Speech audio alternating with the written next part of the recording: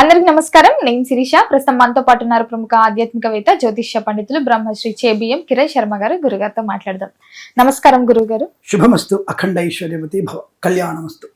గురుగారు, మనము ఏ పూజ చేసినా ఏ వ్రతాలు చేసినా కూడా ఫస్ట్ మనము విఘ్నేశ్వరికి వినాయకుడికి పూజిస్తూ ఉంటాం. విశేషంగా చాలా మంది బుధవారం రోజు వినాయకుడిని మొక్కుతూ ఉంటారు. మరి బుధవారం రోజు ఎలాంటి పూజలు ఆచరించవచ్చు అంటారు? ఎలాంటి మంత్రాలు చదువుకుంటే మనకు కలిసి వస్తుందంటారు? ముందుగా మనము బొజ్జేయని పూజనానికి రెండు మార్గాలు. ఒకటి పసుపు గణపతిని చేసుకొని పూజ చేయడం, ఒకటి విగ్రహ రూపంలో పూజ చేయడం ఒకటి. అంటే ఈ పసుపు గణపతి విశిష్టత ఏమిటి అంటే గౌరీ గణపతి అని అర్థం.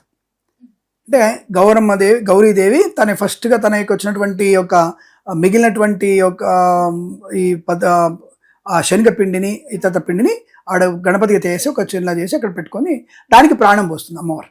కాబట్టి గౌరీ గణపతిని ఫస్ట్ పూజ చేయాలి. మనం పెద్ద గణపతి పూజ చేసినప్పుడు కూడా గౌరీ గణపతి పూజ చేసి పెద్ద గణపతిని పూజ చేయాలి.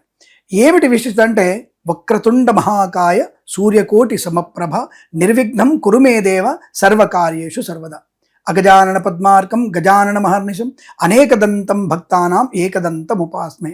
ఏకదంతుడా, నిన్ను నేను మనస్ఫూర్తిగా పూజిస్తున్నాను. నాకు కావలసినటువంటి విజ్ఞతని, యోగాన్ని, ధనాన్ని నాకు కలిగించు. ప్రతి విషయంలో కూడా లోపలి వరకు వెళ్ళి విషయ అవగాహన కలిగించే శక్తిని కలిగించు, అంటే గ్రహించగలిగే శక్తి. You want to read the properly, you want to know the properly, అంటే లోపలికి వెళ్ళి నేను తెలుసుకోగలిగేటువంటి జ్ఞానాన్ని ప్రసాదించు అనేది. అందుకే పెద్ద చెవులు పెట్టుకుంటే ఆయన చిన్న కళ్ళతో పెడతాడని సూక్ష్మంగా చూడాలి మనం. చిన్న కళ్ళు పెద్ద చెవులు అంటే ఈ పెద్ద చెవులు అంటే పెద్దగా విను, అంటే ఎక్కువగా విను, లిజన్ మోర్ దెన్. అండ్ చూసేది లోతుగా చూడు, ఇంకా కళ్ళు చిన్న వేసుకొని లోతుగా చూడు, ఏముంది ఇంకా పరిశోధించు అనే అర్థాన్ని కలిగిస్తాడు. ఈ రెండు విషయాలు తెలుసుకుంటే చాలు గణపతి ఎందుకు పూజించాలో తెలిసిపోద్ది మనకి. అంటే ఒక విషయ పరిజ్ఞానం కొరకు, అనేక ఆటంకాల నివృత్తి కొరకు. అంటే ఆయన దేవుడే వచ్చేసి మనకి ఆటంకాలని హై హై పక్కదని చెప్పి పక్క జరపడు. అనే మన ఇంటి వాచ్మెన్ కాదు, మనకి ఇంటికి ఏమైనా సెక్యూరిటీ గార్డు కాదు. సో కాబట్టి ఆయనకి ఏమిటి, ఆయన మనకి బుద్ధి చైతన్యాన్ని కలిగించి నీకు జరగబోయేటువంటి సంఘటనల్ని ముందుగా నీకు తెలియజేస్తాడు. ఓ ఈ రకమైనటువంటి ఆటంకం వస్తుంది, ఈ ఆటంకాన్ని ఎలా తొలగించుకోవాలి, ఎవరి సహాయం తీసుకోవాలి, తల్లి సహాయమా, తండ్రి సహాయమా, అన్న సహాయమా, ఫ్రెండ్ సహాయమా, ఈ సమస్య ఎలా పరిష్కారం అవుతుంది, పోలీసుల దగ్గరికి వెళ్ళాలా, కోర్టు వరకు వెళ్ళాలా, ఈ సమస్య పరిష్కారం ఎలా అవుతుంది అనేటువంటిది. అనేక మంది జిహాదీ వ్యక్తుల యొక్క దరిద్రుల యొక్క విషయాలు, మన మీద జరగబోతున్నటువంటి దాడుల్ని ముందుగానే పసిగట్టి నువ్వు బొట్టు పెట్టుకోవద్దు, నువ్వు ఇంకొక వస్త్రధారణ వేసుకోవాలి, నువ్వు ఇట్లా రుద్రాక్ష పెట్టుకోవద్దు అని చెప్పేసి చీర కట్టుకొని వస్తే నేను హగ్ చేసుకుంటానన్నటువంటి వ్యక్తుల వార్తలు వింటున్నాం. అటువంటి జిహాదీ నా కొడుకుల్ని కూడా ముందుగానే పసిగట్టగలిగేటువంటి శక్తిని ప్రసాదిస్తాడు ఆ యొక్క మనకి గణపతి. ఈ వినాయకుడిని ఎప్పుడైతే మనం పూజిస్తామో, గణపతిని స్మరణ చేస్తామో జరగబోయేటువంటి విషయ అవగాహన మనకు పెరుగుతుంది. అటువంటి విషయ అవగాహన కొరకు, ఆటంక నివృత్తి కొరకు గణపతిని మనం స్మరణ చేసుకోవాలి. ఇక్కడ ప్రతిరోజు చేసే గణపతికి తులసి ఆకు పెట్టకూడదు. తులసమ్మ వారికి వాడికి ఇచ్చినటువంటి గణపతికి శాపం అది. కాబట్టి ప్రతిరోజు కాదు, కేవలం నవరాత్రుల్లో, అంటే వినాయక నవరాత్రుల్లో మాత్రమే ఆ గణపతికి తులసి పత్రం సమర్పయామి. మిగతా రోజుల్లో తులసి పత్రం పెట్టకూడదు, అది మహా ఇబ్బంది కలిగిస్తుంది, మన పనులన్నీ కూడా ఇబ్బంది కలుగుతాయి. ఆయనకి మరువం చాలా ఇష్టం. మరువం చాలా ఇష్టం. చెరుకు గడ నైవేద్యంగా పెడితే ఇష్టం. అందరు బెల్లం పెడుతుంటారు. బెల్లము కంటే కూడా ఆయనకి చెరుకు గడ చాలా ఇష్టం. లేదు చెరుకు రసాన్ని పెట్టవచ్చు మనం. అటువంటిది అతనికి ఇష్టమైనటువంటి పదార్థాలు. దాంతోపాటు నెక్స్ట్గా ఇష్టమయ్యేవానికి మోదకాలు. అంటే మోదకం అంటే ఏమిటి, దాంట్లో మనం కొబ్బరిలో పెట్టుకునే మోదకం కాదు, చప్పిడి ఉండ్రాళ్ళు. అంటే బియ్యపిండి తీసుకొచ్చి కాస్త లైట్గా ఉప్పేసి బియ్యపిండి చేసేసి చిన్న చిన్న ఉండ్రాలు చేస్తే అలా అవి ఇష్టం ఆయనకి. అది కూడా బియ్యం మనం దాన్ని మిక్స్ చేస్తాం కదా, బియ్యపిండి వేసి ఉడకబెట్టి దాన్ని నానబెడితే అవి ఇంకా ఇష్టం ఆయనకి.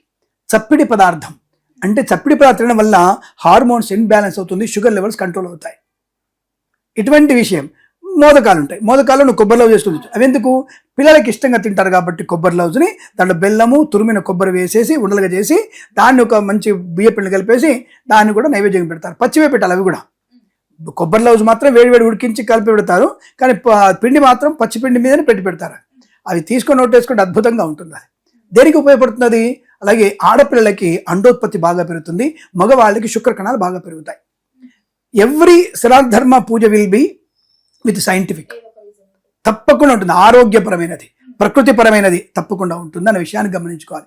అలా మనం గణపతిని ఎప్పుడెప్పుడైతే మనం పూజ చేస్తుంటామో, ఎప్పుడెప్పుడైతే ఆయన స్వామివారిని జపం చేస్తుంటామో, ప్రతిరోజు కూడా గణపతిని పూజించి వెళ్తూ నమస్కారం చేసుకొని ఆయన ఇందాక చెప్పుకున్న శ్లోకాలు వక్రతుండ మహాకాయ సూర్యకుడు సమప్రభ నిర్విఘ్నం కురుమే దేవ సర్వకాదు అని చెప్పి నమస్కారం చేసుకొని వీలైతే 11 లేదా 3 బింగిళ్ళు లేదా 1 గుంజిళ్ళని తీసేసి మనం వెళ్ళగలిగితే ఆరోగ్యప్రదమైనది, జరగబోయేటువంటి అనర్థాన్ని ముందుగానే పసిగట్టగలిగే అవకాశాలు ఉంటాయి.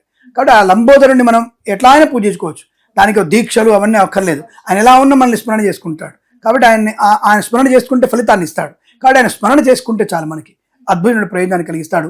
గౌరీపుత్రుడు కదా, ఈశపుత్రుడు కదా, మనకి డబ్బులు ఇవ్వడానికి కూడా అవకాశం ఉంటుంది. ఏంటంటే మనకు ఒక ఫ్రెండ్లీ ఎన్విరాన్మెంట్ గణపతి అంటే, ఒక ఫ్రెండ్లీ నేచర్గా ఉంటాడు. మనం వెళ్ళి బొజ్జయ్య నాకు ఇది కావాలంటే వెంటనే ఆయన వాళ్ళ అమ్మకి చెప్తాడు, పోయి నా ఫ్రెండ్కి ఇది ఇవ్వు, కాకపోతే నా శిరీష నా ఫ్రెండ్కి ఇది ఇవ్వు.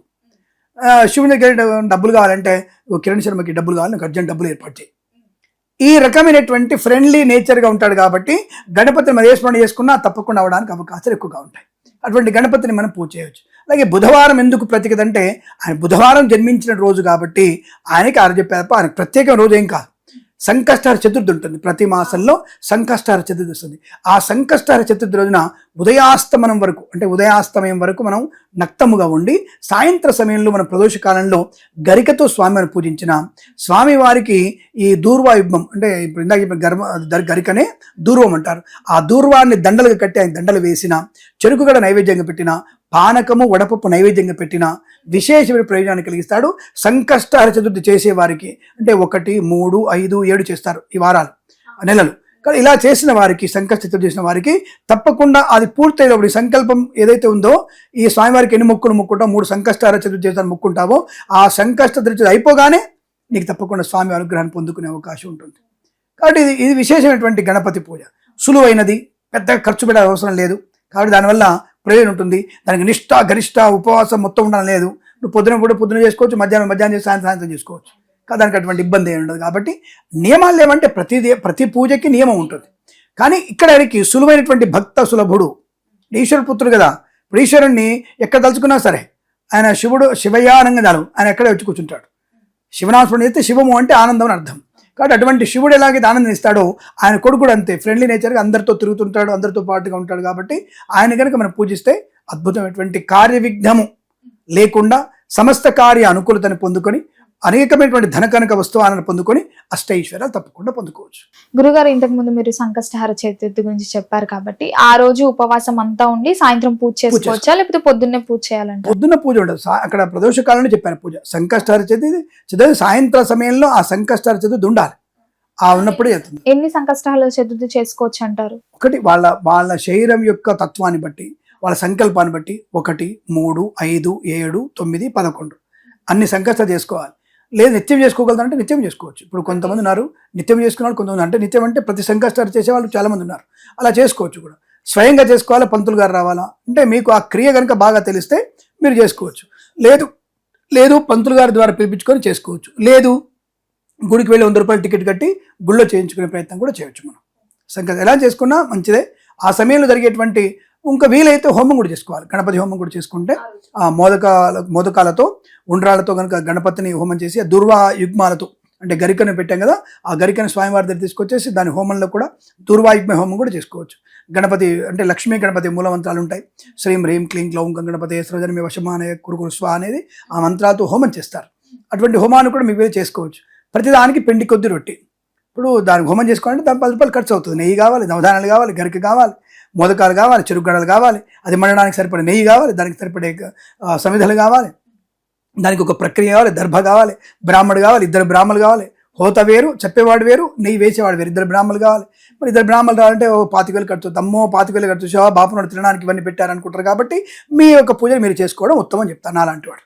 అది హోమం చేసుకుంటే విజయవంతం. ఇప్పుడు నువ్వు 25,000 ఖర్చు పెట్టి హోమం చేస్తున్నావు, నీకు 3 కోట్లు వచ్చి 1 కోటి రూపాయలు వస్తే పంతులు గారికి ఏదైనా షేర్ ఇస్తావా? ఇవ్వరు కదా. మరి అలాంటప్పుడు ఎందుకు తప్పుగా బ్రాహ్మణ్ణి మాట్లాడడం ఎందుకు? కాబట్టి నీ సంకల్పం నెరవేరడానికి పూజ చేసుకుంటున్నావు. So you will get a good profit. దాంట్లో నువ్వు షేరింగ్ ఏమో కాబట్టి దాని గురించి నెగిటివ్ మాట్లాడేటువంటి అధికారం కానీ అర్హత కానీ ఎక్కడిది? కాబట్టి చేయించుకోవడం వరకు బ్రాహ్మణో మమ దేవత, ఆ బ్రాహ్మణుని దేవుడిగా చూసి నీ సంకల్పం నెరవేరడానికి ఆయన మధ్య వారధిగా ఉన్నాడు, వాడిని ఉపయోగించుకోండి. లేదు మీకు మీరే దండం పెట్టుకోండి, అంతవరకు చెప్తాను. గురుగారు మొత్తం మీద మాకు తెలియని మంచి విషయాలు తెలియజేసినందుకు ధన్యవాదాలండి. శుభమస్తు, అఖండ ఐశ్వర్యమస్తు.